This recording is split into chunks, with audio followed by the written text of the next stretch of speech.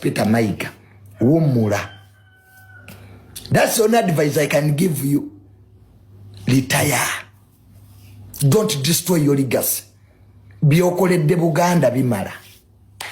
Nikati abantu bacha. Allahi wa barakatuh. Nziseka kakayire omusomo w'ekitabo era omusomo w'edduwa. Nkozesa kisunku kya kinyonyi n'embuusi omukisa byonna ebyakulema n'ebyagaana. Nkozesa kyoto kino kye bayita musetafiirwa. Nkozesa kisunku kya kinyonyi ekyo nkisulagu n'embuusi omukisa. Buli muntu yenna ali e Bulaaya. Visa ziganye, mpapula ziganye. Buli kyokola tekiyitamu era gwe tonna kyofuna. Ekino kyoto kye nkozesa kye bayita musetafiirwa n'osumululwa emikisa gyonna egyalema okusumululwa. Mwabalina ebizibu balemeddeko tofumbirwa jangu ewange wasika kakayire kusumuleko ebizibu ne kutawanya. Nsangwa ku namba eno 075 54 6 2.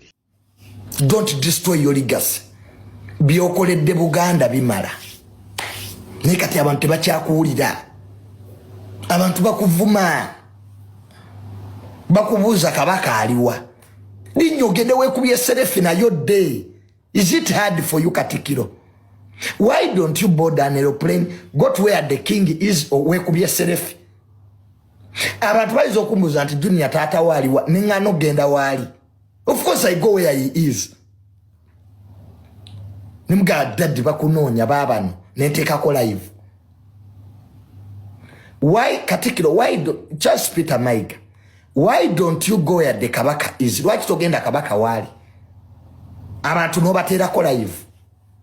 Webala live kale nzibu. Nene abana ba kabaka nabo bayina ekizibu. Nam Junju ne Sangalyambogo, you also have a problem. Why don't you go to your father where he is? Abantu no balaganti wali.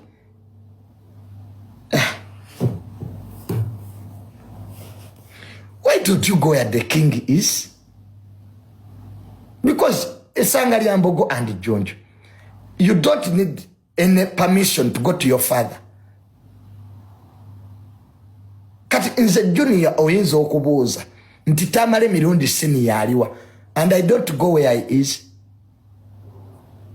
Eyo debate negwawo nekati namwe musirise because silence also means something wrong. No kusirika kwamwe era kitegeza there is something waliwo ekikyama.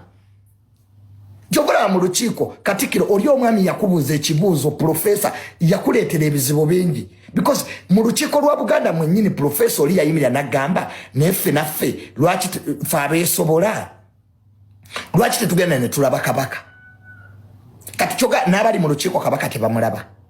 Even the lukiiko members don't see the king. Kati waliwo ekizibu, there's a problem. Omusajja yayimirira mu lukiiko nga Katikiro ayogera n'amugamba ow'ekitiibwa Katikiro naffe abeesobola is a member of the lukiiko lwaki tetugenda kabaka naffe ne tumulaba? It means n'abaami ba kabaka tebakyamulaba. Then there is a problem. Katikiro waliwo ekizibu. At first nali ndowooza ababuuza kabaka basiru naye nagenzo bitunuulira kastori omwami atula mu lukiiko. I respect abo abantu b'emmengo because bakulu myaka. Yagambye Katikiro ate Katikiro nabadde nkusuubira Charles Peter Mayiga wandigambye okay abatula mu lukiiko mukola akakiiko k'abantu bana mugende mulabe kabaka. Kati kabaka n'abatula mu lukiiko tebamulaba bamala kusaba. Kibanga President Museveni nga ba minister be tebamanyi gyali. Kati faabe bweru tutandika tutyo okudefendiga nga n'abaami ba kabaka bennyini they are showing they don't see the king. Now where is he?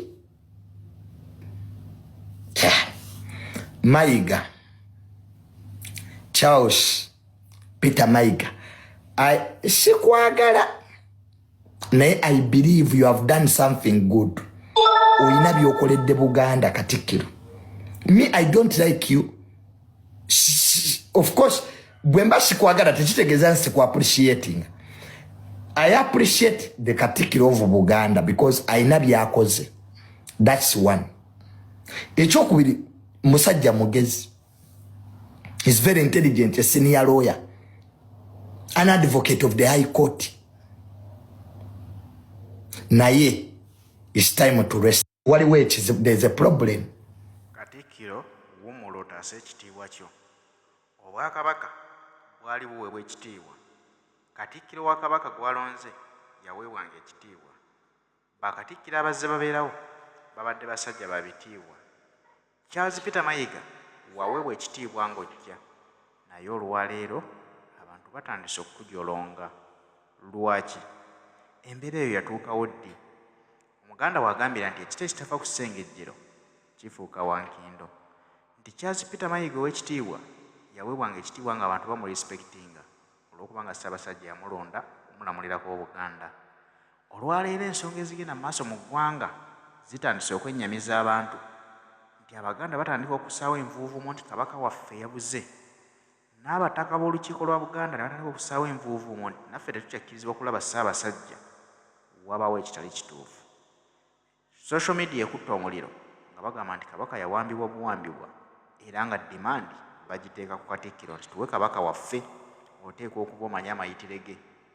Ng'omusajja omugezigezi era munnamateeka eyasomako ky'oba olina okukola either kubuulira abantu mazima nti Ssaabasajja mwali ali bulungi era abamunoonya abampayiriza nti namuwamba ali mu kifo bwekiti ne bwekiti era gundi ne gundi batwale obudde bagendeyo bamulabeko badde babawe ripooti nti ekituufu omutanda gy'ali. If not, bw'olaba nga bitabuse vaayo resigninga ogambe nti bannange kyenkoledde Obuganda nkikoze. Naye Ssaabasajja badde akyanjagala nsigale nga mulamulirako. Naye abantu bantaddeko akazito. Kanzikirize nve mu ofiisi Bannayuganda Abaganda babalondere Katikkiro omulala. Abantu bajja kukisanyukira. Naye buli lw'olemerako n'olaga eryanyi ekitiibwa kyo kiyiika. Kyova olaba nti abantu kati bayisaamu Katikkiro amaaso lwa nsonga nti yagaana okulizayininga ate n'agaana okukola ku nsonga ezo eziruma Abaganda ze bamubuuza nti twagala just tulaga bulazi ku Mutanda. Naye n'ekyo kimulemeredde. Tamala emirundi Juni yamulabudde nti bw'oteebeereramu ekitiibwa kyo ky'okoleredde emyaka kiyiika mu ttaka. Naffe abeesobola is a member of the lukiiko. Lwaki tetugenda Kabaka naffe ne tumulaba? It means n'abaami ba Kabaka tebakyamulaba. Then there is a problem. Katikkiro waliwo ekizibu. At first nali ndowooza ababuuza Kabaka basiru. Naye nagenza obbitunuulira. Kasita oli omwami atuula mu lukiiko, I respect abo abantu b'Emmengo because bakulu mu myaka. Yagambye Katikkiro, ate Katikkiro nabadde nkusuubira Charles Peter Mayiga wandigambye okay, abatuula mu lukiiko mukole akakiiko k'abantu bana mugende mulabe Kabaka. Kati Kabaka n'abatuula mu lukiiko tebamulaba, bamala kusaba. Kibanga President Museveni nga baminisita be tebamanyi gyali. Kati faabe bweru tutandika tutya okudefendiga nga n'abaami ba Kabaka bennyini they are showing they don't see the king. Now where is he?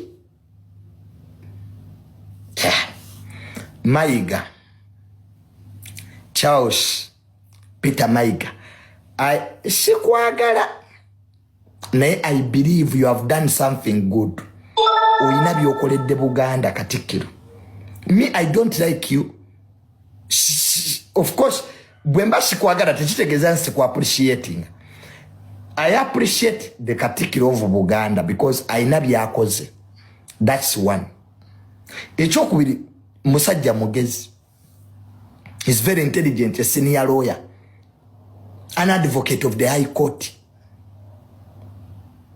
Naye, it's time to rest. It's time to retire. Wumula.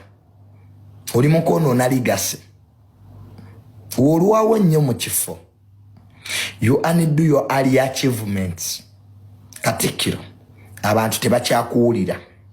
They no longer respect you.